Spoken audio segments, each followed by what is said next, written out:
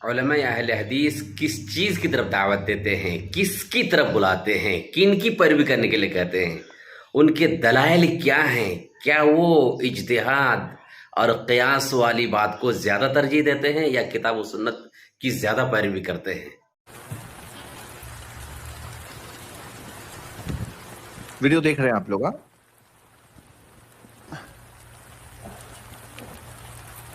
Muhammad, are you trying to pray or are you playing gymnastics? Habibi, I'm trying to pray salah. This is not how you pray. But what about the feet, the hadith? That is not the only hadith out there. Habibi, what about shaitan coming between us? Shaitan can come between your legs too. The hadith is talking about being parallel to each other. Oh. Okay تو video دیکھ لیا آپ نے، بہت مختصر video تھی، پیغام کیا تھا وہ سب کے سامنے ہے.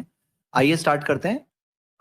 یہ ڈائریکٹلی جو اہل حدیث اس مسئلے پر چلتے ہیں اسی چیز کے تعلق سے ایک طرح سے اس کا مذاق اڑانا ہے ایک طرح سے. آئیے ہم لوگ دیکھتے ہیں حق بات کیا ہے، صحیح بات کیا ہے. سٹارٹ کرتے ہیں. سب سے پہلے یہ جو گرابنگ اینکلز کی ویڈیو ہے، دلیل ہم لوگ دیکھ لیتے ہیں. دلیل کیا ہے؟ اللہ کے رسول محمد صلی اللہ علیہ وسلم کا فرمان ہے، حدیث صحیح بخاری میں ہے، انس رضی اللہ عنہ اس حدیث کے راوی ہے. اقیموا صفوفکم، نبی صلی اللہ علیہ وسلم نے فرمایا کہ اپنی صفیں برابر کر لو. فإنی اراکم من وراء ظہری، کیونکہ میں تمہیں اپنے پیٹھ پیچھے سے دیکھتا ہوں. کس حالت میں؟ نماز میں. یہ ایک معجزہ تھا تو نبی صلی اللہ علیہ وسلم کو دیا گیا تھا. ہمیشہ کی بات نہیں ہو رہی ہے، ہر جگہ دیکھنے کی بات نہیں ہو رہی ہے، پیٹھ پیچھے دیکھنے کی بات ہو رہی ہے. صف کی درستگی کے تعلق سے یہ اللہ تعالیٰ نے خاص ایک معجزہ پیارے نبی محمد صلی اللہ علیہ وسلم کو دیا. اب صحابی رسول بتا رہے ہیں، انس رضی اللہ عنہ بتاتے ہیں، کانا احدنا، کہ ہم میں سے ہر کوئی صحابہ کی بات ہو رہی ہے، یلزق منکبہ بمنکب صاحبہ، اپنے کندھے کو ساتھی کے کندھے سے ملاتا، وقدمہ بقدمہ، اور اپنے ساتھی کے قدم سے اپنے قدم کو ملاتا. تو یہاں پر کندھے سے کندھے ملانے کی بھی بات ہے اور قدم سے قدم ملانے کی بھی بات ہے. واضح حدیث ہے، صحیح بخاری کے اندر، صحابہ کا عمل ہے، آپ جیسے کہ دیکھ رہے ہیں. دوسری حدیث اس بارے میں جو ابو داؤد میں ہے، نعمان بن بشیر رضی اللہ عنہ اس حدیث کو بیان کر رہے ہیں.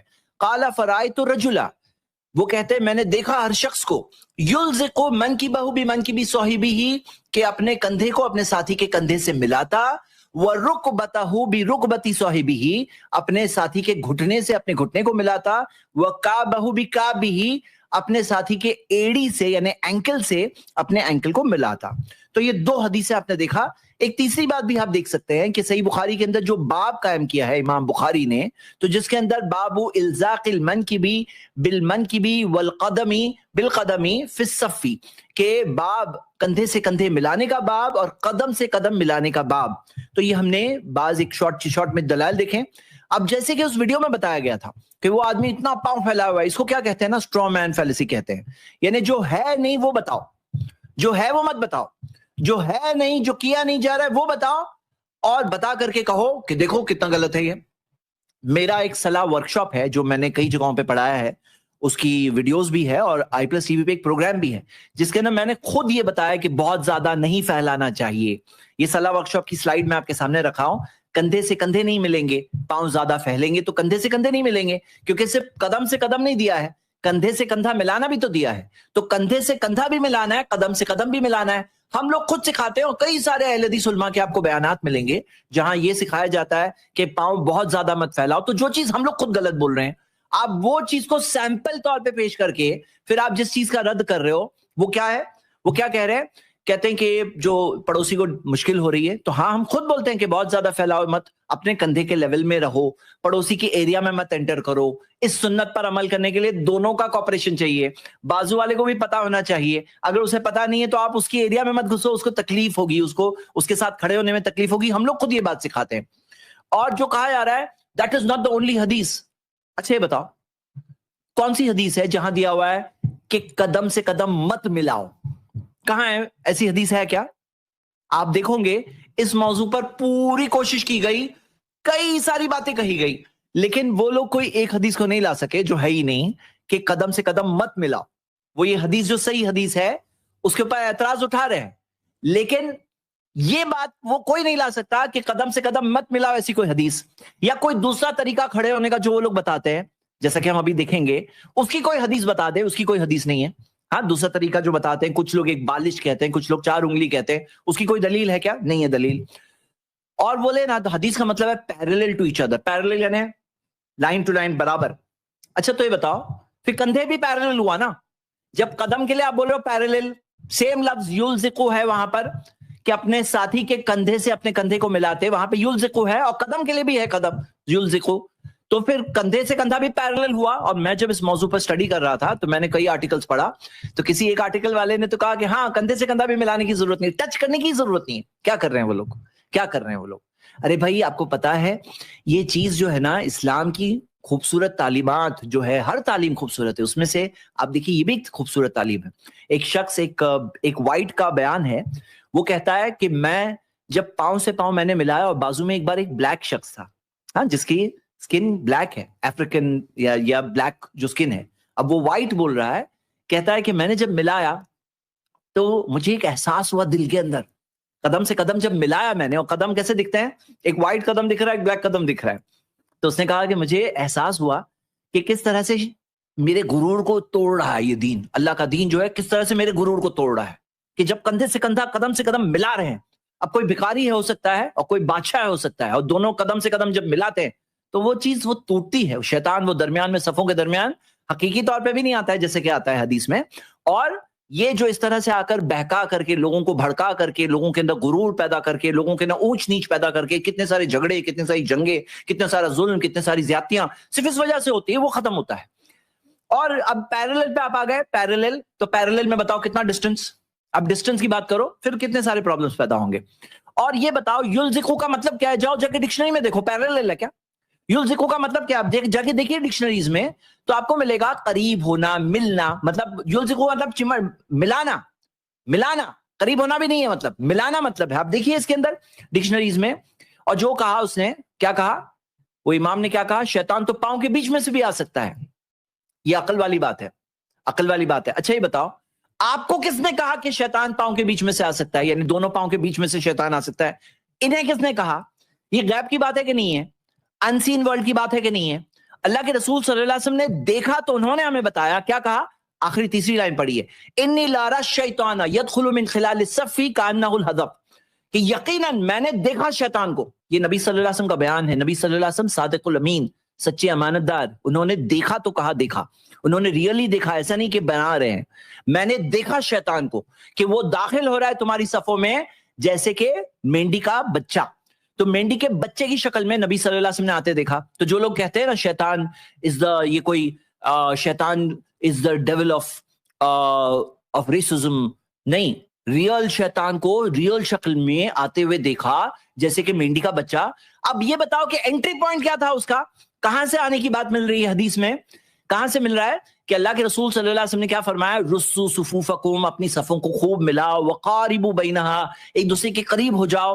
تو اللہ کے رسول صلی اللہ علیہ وسلم نے صفوں کو ملانے کہا, اور صفوں کو ملانے کہا تو انٹری پوائنٹ کہاں سے, پاؤں کے بیچ میں سے نہیں ہے, پاؤں کے بیچ میں سے نہیں تو ملانے کہتے کہ پاؤں کو ملا دو, اس میں بیچ میں سے آئے گا سب شیطان, یہ کہاں سے آیا, یہ کہیں نہیں ہے, ہاں یہ کہیں نہیں ہے. اور ہم یہ دیکھتے ہیں کہ یہاں پر انٹری پوائنٹ جو ہے نبی صلی اللہ علیہ وسلم نے کہا قدم کو قدم سے ملاؤ. اچھا جو لوگ یہ کہتے ہیں کہ نہیں شیطان مینڈی کے بچے کی شکل میں, اب قدم سے کندھے سے کندھا نہیں ملائیں گے تو وہاں سے آئے گا, بھائی آپ خود سوچو, جو نبی صلی اللہ علیہ وسلم نے مثال دی ہمارے سمجھنے کے لیے مثال دی نا, تو کوئی مینڈی کا بچہ اگر آئے گا, ہاں ریئل سوچو, کوئی مینڈی کا بچہ آئے گا تو اڑتے ہوئے کیا کندھے کی ہائٹ سے آئے گا, مطلب یہ خود یہ دلیل, یہ تیسری دلیل ہو رہی ہے, ایک طرح سے انڈائریکٹ دلیل ہے, وہ دو تو ڈائریکٹ دلیل ہے, یہ انڈائریکٹ دلیل ہے کہ یہاں پہ وہ جو مینڈی کا بچہ آئے گا تو نیچے سے ہی آئے گا نا, قدم سے قدم وہ لیول پہ ہی آئے گا. سمجھنے کے لیے مثال جو اللہ کے رسول صلی اللہ علیہ وسلم نے دی, وہ بات پر بھی غور کرنا چاہیے. اب آئیے ہم ایک دوسری ویڈیو دیکھتے ہیں اس موضوع پر, اور جس کے اندر کیا کہا جا رہا ہے, آئیے ہم دیکھتے ہیں, وہ آڈیو والی یہ سوال ہے, ایک منٹ ایک صاحب کا یہ سوال ہے کہ کیا پیروں کے بیچ میں 4 انگل سے زیادہ فاصلہ رکھنے سے نماز نہیں ہوتی ہے؟ نہیں, نماز تو ہو جاتی ہے, نماز ہو جاتی ہے, مگر بغیر کسی عذر کے ایسا نہیں کرنا چاہیے. سنت طریقہ یہی ہے کہ دونوں پاؤں کے پنجوں کے درمیان 4 انگل کا فاصلہ رکھا جائے, اس سے سنت طریقہ یہی ہے اور یہی سکھایا جاتا ہے, سنت طریقہ یہی ہے. اچھا بتاؤ, کوئی چیز کو سنت کا سٹیٹس ڈکلیئر کرنے کے لیے کوئی دلیل ہونی چاہیے کہ نہیں ہونی چاہیے, کوئی صحیح حدیث, کوئی دلیل, کوئی دلیل نہیں. جو 4 انگلی کہتے ہیں نا وہ سکھایا جاتا ہے, جو 4 انگلی کا گیپ رکھو, اس کی کوئی ایک حدیث نہیں ہے جو بتا سکتے ہیں کہ سنت طریقہ جو ڈکلیئر کر رہے ہیں. اب آگے بھی سنیے, اس کی کوئی ایک نہ حدیث نہیں. ہو. لیکن عام طور پہ جیسے جو لوگ موٹے رہتے ہیں وہ جب کھڑے ہوتے ہیں تو زیادہ فاصلہ ان کی ٹانگوں کے درمیان ہو ہی جاتا ہے, تو یہ عذر ہے. تو ایسے عذر کی صورت میں کوئی حرج نہیں ہے. لیکن کوئی عذر نہ ہو تو بلا وجہ زیادہ پاؤں پھیلا کے نہیں کھڑا ہونا چاہیے, اور خاص طور سے اتنے زیادہ پھیلا کے کھڑے ہونا جیسے آج کل غیر مقلدوں کا طریقہ ہے. اس سے کوئی دیکھنے والا یہ سمجھے گا کہ آپ غیر مقلد ہیں معاذ اللہ, تو لہذا یہ ایک طرح کی تہمت ہے. تو اس طرح سے پاؤں پھیلا کے کھڑا نہیں ہونا چاہیے, کیونکہ اس زمانے میں ایسا کرنا یہ اپنے اوپر تہمت لینا ہے. سن رہے آپ, تہمت ہے یہ, جیسے کہ بہت بڑی بدنامی کی چیز ہے. اللہ کے رسول صلی اللہ علیہ وسلم کی حدیث ہے, صحابہ کا عمل ہے, آپ کی آنکھوں کے سامنے ہے, آپ نے خود دیکھا. کوئی تہمت نہیں ہے, یہ سنت ہے, سنت کو زندہ کرنا ہے, سنت کو لوگوں میں رائج کرنا ہے, سنت کو لوگوں میں عام کرنا ہے, صحابہ کا عمل ہے, آپ خود دیکھیے. تو اب یہاں پہ یہ جو کہا جا رہا ہے کہ یہ جو چیز ثابت ہے اس کو بدنام کیا جا رہا ہے, اور جو نہیں ثابت ہے اس کو سنت کے طور پہ پیش کیا جا رہا ہے. آئیے اب ہم آتے ہیں تیسری ویڈیو اس موضوع پر. ہم دیکھیں گے کہ جو مفتی طارق مسعود نے اس ٹاپک پر کیا کہا ہے.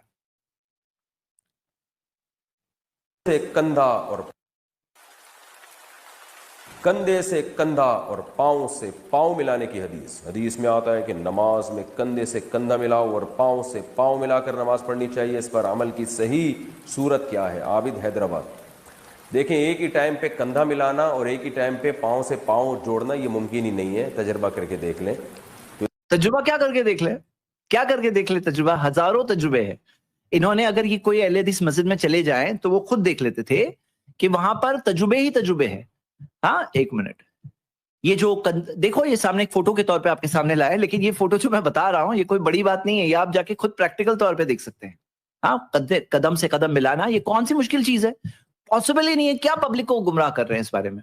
تو یہ جو چیز ہے, یہ کندھے سے کندھا پاؤں سے پاؤں ملانا, یہ بالکل پاسبل ہے. کس نے کہا پاسبل نہیں ہے؟ کس اینگل سے پاسبل نہیں ہے؟ کیوں پاسبل نہیں ہے؟ سنتے ہیں آگے.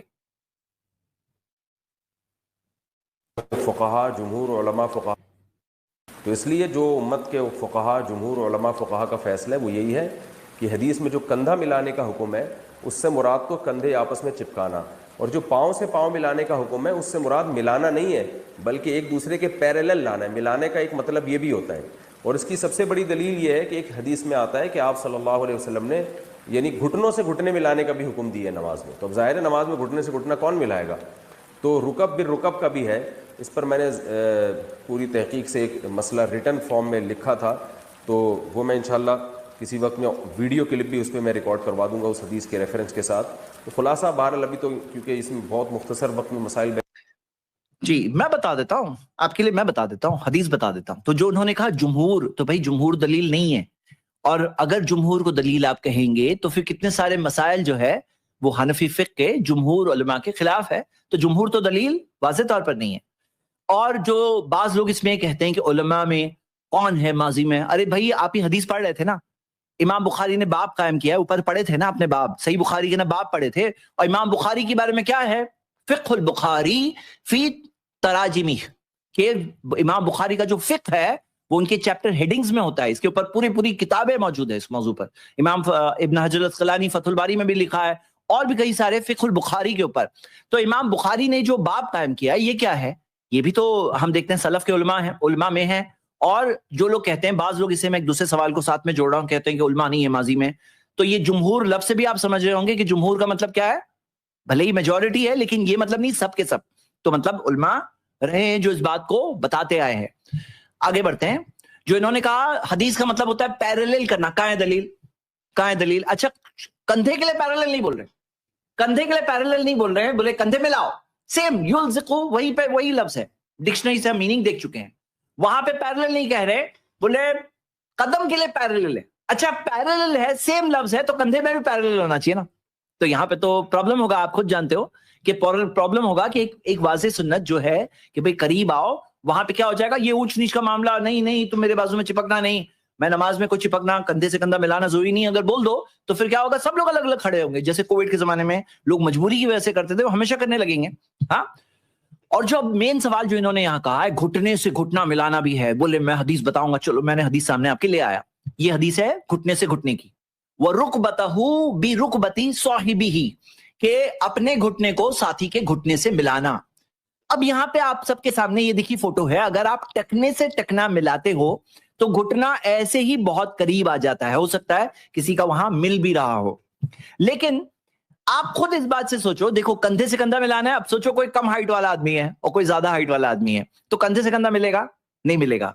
लेकिन क्या है, कोशिश करो, मतलब क्या है मामला, कोशिश का मतलब ये नहीं कि उस स्टूल पे चढ़ के अपने कंधे से कंधा मिलाए, मतलब अब यहाँ पे सिचुएशन ही नहीं हो सकती, तो क्या करें, मतलब हदीस तो है अपनी जगह पर, जो हमें अमल करना है, तो यहाँ पर उसको कम से कम हमें जितना हम कर सकें, क्योंकि अल्लाह के रसूल सल्लल्लाहु अलैहि वसल्लम ने यही सिखाया, क्या सिखाया कि फत्तकुल्लाह मस्ततातुम, कुरान की आयत है कि अल्लाह से डरो जितना डर सकते हो, मा नहाइतुकुम अन फज्तनिबू, अगर मैं तुम्हें किसी चीज से रोकूं तो उस चीज से रुक जाओ, वमा अमरतुकुम बिही फफअलू बिही मस्ततातुम, अगर मैं जो चीज का मैं तुम्हें हुक्म दूं तो जितना कर सकते हो करो। तो यहाँ पे आप इस बात को देखिए, और जैसे कि कायदा अल मशक्कतु तजलिबु तैसीर, कि मशक्कत से आसानी, जब मशक्कत मुश्किल होती है, फिक्र का कायदा कवादुल फिक्हिया में से है कि जहां पे मशक्कत होती है वहां पे आसानी आती है, तो जब मशक्कत होती है तो आसानी आती है वहां पर। अब ये बात बताओ, मैं एक और एंगल बताना चाह रहा हूं, एक और एंगल के यहाँ पे इस हदीस में कहां दिया है कि सिर्फ क़ियाम में, कहां दिया है, नमाज के अंदर ना। तो अब आप सोचो जरा, अगर लोग अलग अलग खड़े हैं, जब तशाहुद में बैठेंगे तो तभी भी गैप रहेगा कि नहीं रहेगा? तो यहां पर आप देखो कि नमाज के बाज पोस्चर्स होते हैं, जैसे सजदे में जा रहे हैं या मिसाल के तौर पे तशाहुद में बैठे हैं, तो क्या हो रहा है, घुटने से घुटने मिल रहे हैं, नहीं मिल रहे हैं? तो आप ये देखोगे कि यहां घुटने से घुटना मिलना आपको मिल रहा है, और हो सकता है क़ियाम में भी हो, और हो सकता है मशक्कत की वजह से किसी का नहीं भी हो रहा है, लेकिन कम से कम बात को हम समझ रहे हैं। यहाँ पे तो एक रियल प्रॉब्लम है, अगर किसी का नहीं हो रहा है, जैसे कंधे से कंधा नहीं हो रहा है किसी का, तो रियल प्रॉब्लम है, तो उसके अंदर जितना कर सकते हो उतना करो। तो यहां बात समझना आसान है। आइए आगे बढ़ते हैं, वीडियो आगे बढ़ाइए। तो अजीज में कंधों से कंधे के साथ मैं रिकॉर्ड करवा दूंगा उस हदीस के रेफरेंस के साथ। तो खुलासा बहरहाल अभी तो क्योंकि इसमें बहुत मुख्तसर वक्त में मसाइल बयान किए जाते हैं, तो अजीज में कंधों से कंधे के साथ घुटनों से घुटना मिलाने का भी हुक्म है, टखनों से टखना मिलाने का भी हुक्म है। तो जैसे घुटनों से घुटने ऐसे नहीं मिलाए जा सकते, बल्कि मिलाने का मतलब है उसके सीध में लेकर आना। तो इसी तरह जो पाँव से पाँव मिलाने की हदीस है, उसका मतलब भी है कि पाँव सब एक दूसरे की सीध में आ जाए, चिपकने का मुराद नहीं है उसमें। वजह उसकी है कि कंधे चिपकाने का मुराद है, लेकिन टकने और कदम चिपकाने का मुराद नहीं है। क्यों ऐसा सिलेक्टिव? जी आगे। मिल के, जब हम ज्यादातर हदीसों में आता है मिल के खड़े हो, और मिल के खड़े होने का मतलब उर्फ में कंधों से कंधा मिलाना समझा जाता है। जब भी आप सफ बना रहे हो या दो आदमियों के मिल के खड़े हो, तो मिलने का मतलब उर्फ में होता है कंधे से कंधा मिलाया जाए। तो हदीस में भी जहां मिल के खड़े होने का हुक्म है, सफ़ों में खला को बंद करने का हुक्म है, तो उससे कंधे से कंधा मिलाना मुराद होगा, क्योंकि हदीस का भी वही मफहूम बयान किया जाएगा जो उस दौर का भी उर्फ था और आज का भी उर्फ है। तो इसलिए ये जो पाँव से, उस दौर का भी उर्फ था, आज का भी उर्फ था। उस दौर का उर्फ अगर वो कह रहे हैं तो क्या था? आप देखो, मैं आपको बताना चाहता हूं कि ये जो उर्फ वाला टॉपिक इन्होंने कहा ना, बिल्कुल गलत जवाब है, ये बिल्कुल गलत जवाब है। अच्छा एक मिनट, मैं इस पे आता हूं। जो इसको हम देखते हैं, ये जो इन्होंने कहा कि अक्सर हदीसों में नहीं है, तो ये कायदा कहां से आया अक्सर हदीस में होना जरूरी है? भाई सही सनद से हदीस आती है। अगर कोई अकेले सहाबी भी बयान कर रहे हैं, यहाँ पे तो नुमान बिन बशीर रदियल्लाहु अन्हु, अनस रदियल्लाहु अन्हु, दो सहाबा बयान कर रहे हैं, और वो सारे सहाबा का अमल बता रहे हैं, और वो भी ऐसा अमल जो हमेशा वाला अमल, उस तरह से बता रहे हैं, वही अल्फाज के साथ। लेकिन अगर ऐसी बात होती, जैसे बाज हदीसें में मिलती है कि जैसे मिसाल के तौर पे इन्नमल अमालु बिन्नियात, सिर्फ उमर रदियल्लाहु बयान कर रहे हैं इस हदीस को, हाँ सिर्फ उमर रदियल्लाहु बयान कर रहे हैं, जो हदीस को बाज उलमा ने 1/3 दीन कहा है, 1/3 दीन।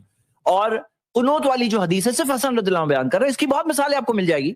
तो ये कहना कि किसी और ने नहीं बयान किया इस वजह से ये बात नहीं है, तो ये क्या बात है? मतलब दूसरी हदीसों में ये उसूल ही गलत है, ये उसूल ही गलत है। और जो उर्फ की इन्होंने बात कही कि यहाँ पे उर्फ, ये जो कहे उस जमाने का उर्फ, आज का उर्फ, अरे भाई उर्फ के ऊपर क्या इबादत का मामला उर्फ पे होगा?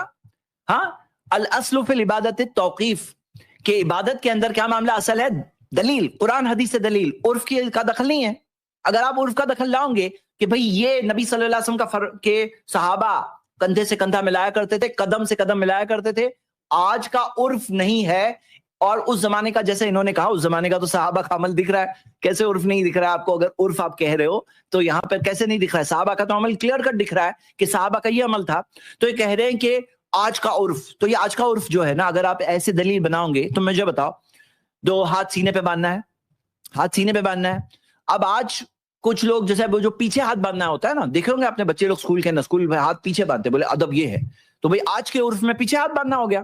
بھائی عرف میں اگر آپ پاؤں سے پاؤں ملانا عرف کی دلیل دے کر کے کہوں گے ابھی نہیں ملائیں گے کیونکہ عرف, تو عرف سے تو کل کوئی بولے گا ہاتھ پیچھے باندھو.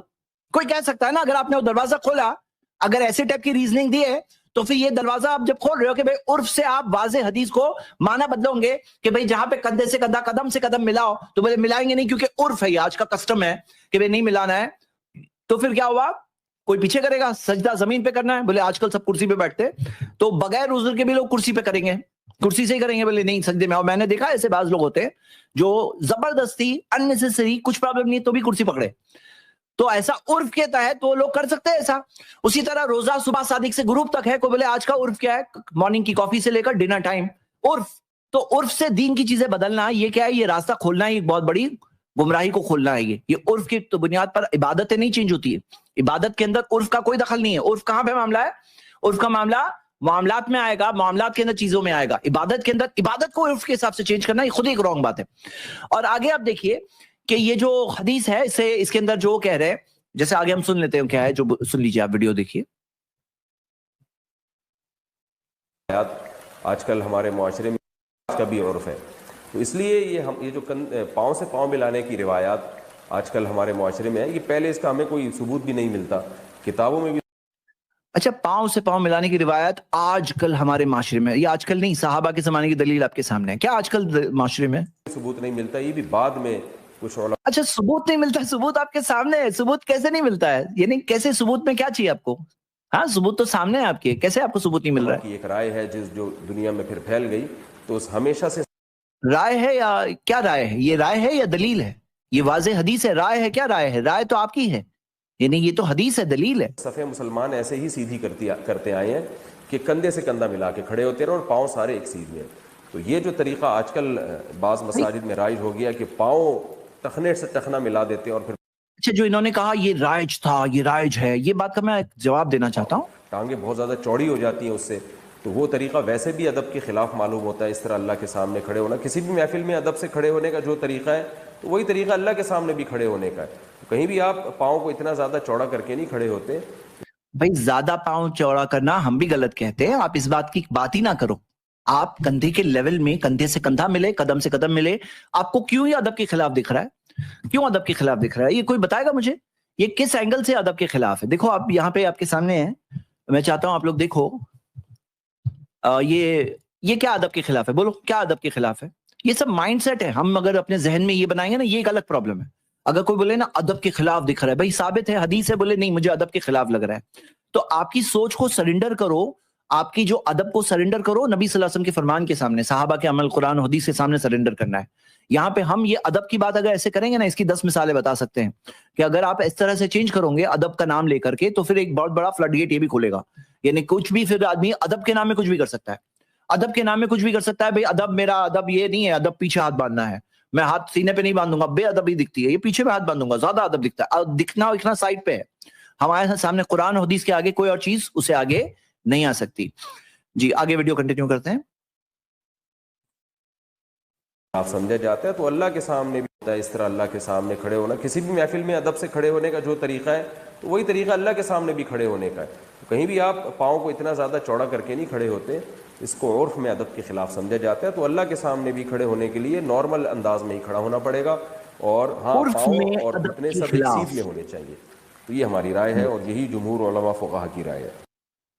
ٹھیک ہے, جمہور کی آپ باقی جگہ پہ بھی دلال دیجئے. ایک اور جگہ پہ ایک شارٹ کلپ ہے ان کی, یہ کہہ رہے ہیں اسی سوال یہ استدلال کرتے ہیں کہ ٹانگیں چوڑی کرنی چاہیے, اور وہ حدیث پیش کرتے ہیں کہ نبی صلی اللہ علیہ وسلم نے الصاق الکعب, ٹانگیں چوڑی کرنا یہ اس طرح سے نہ کہیں, کیونکہ اس میں ایک سوچ میں وہ آتا ہے کہ جیسے اپنی لمٹ سے آگے چوڑی ہوئی, اپنی باڈی کے لمٹ کے اندر رہنا, اور کندھے سے کندھا, قدم سے قدم ملانا, یہ کہیے. الکعب یعنی ٹخنوں کو ٹخنے سے ملانے کا حکم دیا ہے.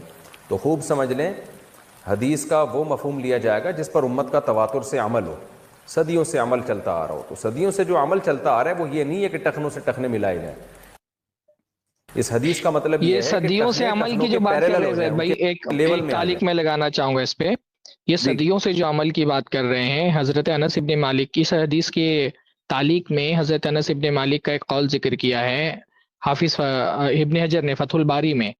وہ حضرت انس فرماتے ہیں کہ ہم میں سے ہر آدمی اپنے قدم سے قدم اور کندھے سے کندھا ملاتا تھا اللہ کے نبی کے زمانے میں. آگے کہتے ہیں لو فعلت اليوم، اس طرح کے الفاظ ہیں حدیث کے کہ اگر آج کے دن میں یہ کام تمہارے ساتھ کروں تو تم ایسے بدکو گے جیسے کہ سرکش کھچر بدکتے ہیں. یعنی یہ جو عمل تھا نا، یہ وہ سنت تھی جو بہت پہلے لوگوں نے چھوڑ دی، حتیٰ کہ صحابہ ابھی زندہ تھے اور حضرت انس فرما رہے ہیں کہ اگر میں تم سے آج یہی کام کرنے لگوں تو تم بھی ایسے بدکنے لگو گے. شموس و بغل شموسن، اس طرح کے الفاظ ہیں، مجھے الفاظ یاد نہیں آ رہے ہیں، کہ تم بھی ایسے بدکو گے جیسے کہ تو گھوڑے کھچر بدکتے ہیں. تو یہ جو تواتر کی بات کر رہے ہیں نا، جب اللہ کے نبی صلی اللہ علیہ وسلم کی حدیث ثابت ہو گئی تب تواتر تھوڑی نہ دیکھا جاتا ہے. جب صحابی بول رہے ہیں کہ ہم نماز ایسے پڑھتے تھے کہ قدموں سے قدم ملا لیتے تھے، اور صحابی کہہ رہے ہیں اپنے زمانے میں، حضرت انس ابن مالک ان صحابہ میں سے ہیں جو بہت زیادہ دن تک کے زندہ رہے اور سب سے آخر میں وفات پانے والے صحابہ میں سے ہیں. تو یہ وہ سنت تھی جو بہت سارے مسلمانوں نے آخر بہت جلدی چھوڑ دی تھی، اور اس وجہ سے حضرت انس فرما رہے کہ آج اگر میں تمہارے ساتھ ایسے قدم سے قدم ملا کر کے نماز پڑھوں جیسے ہم اللہ کے نبی کے زمانے میں پڑھتے تھے تو تم ویسے بدکو گے جیسے سرکش کھچر بدکتے ہیں. تو جب یہ بات ثابت ہو گئی کہ یہ سنت مسلمانوں نے بہت پہلے چھوڑ دی تھی، یعنی بڑے طبقے نے مسلمانوں کی سنت چھوڑ دی تھی، تو پھر تواتر کہاں دلیل بنے گا؟ جب صحابی بتا رہے ہیں کہ یہ سنت لوگوں نے چھوڑ دی ہے حالانکہ اللہ کے نبی ایسے نماز پڑھتے تھے، پھر اس کے بعد تواتر دلیل بنتا ہی نہیں ایسی صورت میں.